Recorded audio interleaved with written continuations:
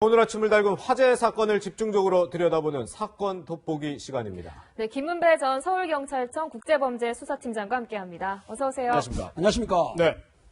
오늘의 첫 번째 돋보기 확인해 보시죠.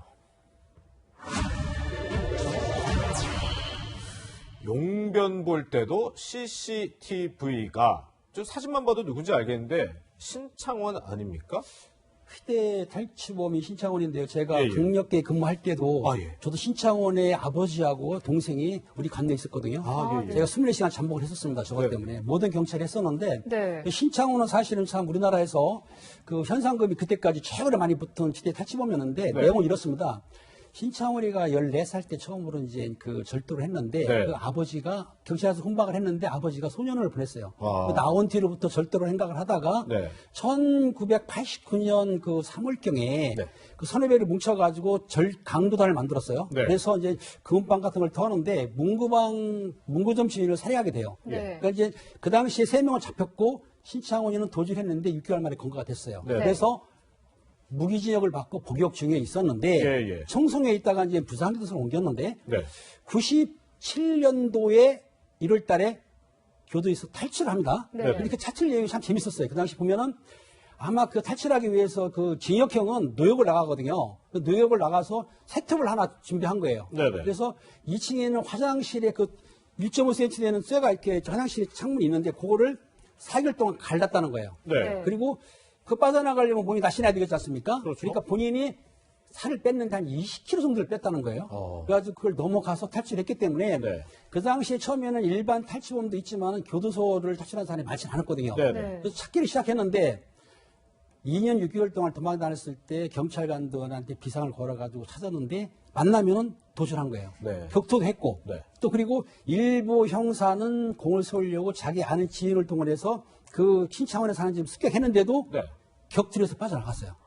이러니까는 전 국민이 다 우선 뭐 불안에 떨을 뿐만 아니고 도망 다니면서 또 절도 행각을 해가지고 한 9억 8천만 원, 10억 정도의 절도를 하고 또 그리고 여성들하고 동거를 하면서 2년 6개월 동안 돌아다녔는데 그 당시에 창피한 얘기지만 그 신창원이를 못 잡은 지역 경찰서에서 놓친 분들이 한 30명 정도가 징계를 먹었어요. 경찰에서는 뼈아픈 사건인데 99년 7월경으로 아는데 순천에 있는 다서대에 있는 거를 그 가스레인지 고치는 사람이 들어갔다가 신창원을 발견한 거예요. 신고를 했는데 그래서 특공대를 투입하고 경찰이 갔을 때는 순순히 잡혔습니다. 당시에 그 신고를 했던 그분은 뭐 군대 생활 때 특수부대 있었는데 경찰 시험을 여러 번 봤는데 떨어졌어요. 근데 그 건으로 해가지고 특채를 시켜가지고 지금도 근무하는 걸로 알고 있습니다. 그런 내용이었습니다.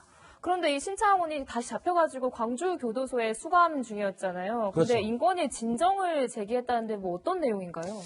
요거는 신창원이 같은 경우에는 도주가 있기 때문에 당시에 뭐 무기징역을 받았지만 또 22년 6개월 받았어요. 그러니까 독방에 놓고 감시합니다. 무슨 말이냐면 CCTV를 틀어놓고 일거수 일투족을 감시하니까 본인이 볼 때는 내가 10몇 년 동안 잘 있었고 사고도 안 치고 타인하고 싸우지도 않고 도주할 의사도 없고 자살을 2011년도에 하려고 했었는데 그런 것도 없었는데 왜 날 그렇게 감시하느냐. 그리고 용변을 볼 때도 감시한다 이건데 사실 이걸 오해가 있어요. 왜냐하면 유치장이나 교도소에 전체를 보이는 건 아니고 이렇게 사람이 앉으면 상반신은 보이고 하반신은 안 보이거든요. 사실은. 그래도 감시 카메라가 있으면 좋지 않겠죠. 이런 문제를 해가지고 이걸 풀어달라. 그리고 국가인권위에 진정을 했는데 국가인권위에서는 어느 정도 이걸 타당성이 있다고 해가지고 교정 당국에 일단은 공고를 내린 것 같아요. 그런데 뭐 일반 사람들이 이런 생각할 수도 있을 것 같아요. 물론 본인은 억울하다고 할지 모르겠는데 신창원이요. 아니 희대의 탈옥수를 24시간 감시해야지 언제 또 탈옥을 할지 모르는데 이게 말이 되느냐 이렇게 생각할 수도 있을 것 같은데요. 일반인들이 볼 때는 당연한 건데요. 신창원 입장에서 볼 때는 탈주 기도가 97년도 있었고 지금까지는 안 했다는 얘기예요. 안 한 상태고 본인도 다른 사람하고 문제는 안 일으켰는데 너무 심한 거 아니냐. 그러니까 나의 인권이라든가 자유를 박탈했다. 그리고 이건 있습니다. 사실 왜냐하면은 CCTV가 없다 하더라도 그 독방에 그 채팅살이 있기 때문에 도주는 힘들거든요. 그리고 아마 신창원 같은 경우에는 운동한다든지 목욕할 때도 아마 혼자만 시킬 거고 다른 재소자하고 접촉을 좀 막았던 거 사실이에요. 왜냐하면 그 당시에 교정 당국에서도 징계를 많이 먹었어요. 놓쳤기 때문에 경찰도 먹었고, 그렇기 때문에 요주의 인물이기 때문에 좀 더 다른 재수사보다는 강하게 감시했던 거죠. 네. 그럼 이 교도소나 뭐 법무부는 여기에 대해서 어떤 입장인가요? 교도소나 법무부 행정에서 이렇게 얘기합니다. 물론 그 인권위의 공고를 받아들였지만은 예, 예. 그 정서적으로 불안하다는 거예요, 신청원이가. 네. 그렇기 때문에 도주 의뢰도 있지만은 그 2011년도에 자살 기도한 적이 있었어요. 그렇기 네. 때문에 자살 의뢰도 있고, 그리고 다른 재수사 희병성 때문에 공고안에 참고는 하겠지만 실제적으로 그 감시 TV, CCTV라든지 독방을 풀 수는 없다. 네. 독방이라는 것이 사실은 4.6 평반 제곱미터니까 한 평 방 정도거든요. 네. 그러니까 한 요만한데 본인이 거기에서 편하게 쉴 수 있지만은 다른 사람하고 교류가 안 되기 때문에 네. 신참 입장에서는 거기에 불만을 느꼈던 거고 네. 또 이뿐만 아니고 여러 가지 또 소송을 했다고 그래요. 예. 그러니까 자신의 수용 생활에 뭐 불만 토한 게 이번이 처음도 아니고 말씀하신 것처럼 뭐 소송도 교도소를 상대로 제기한 적도 있다는 거죠. 그렇죠. 예. 어떤 내용이었어요? 그 2008년 2월경에 네. 국가상들을 해가지고 손해배상을 청구를 했는데요. 네네. 아마 신창원이가 디스크가 좀 있었던 것 같아요. 네네. 근데 그거를 치료를 받게를 좀 해달라 그랬는데 사실상 이건 위험한 게 뭐냐면 예.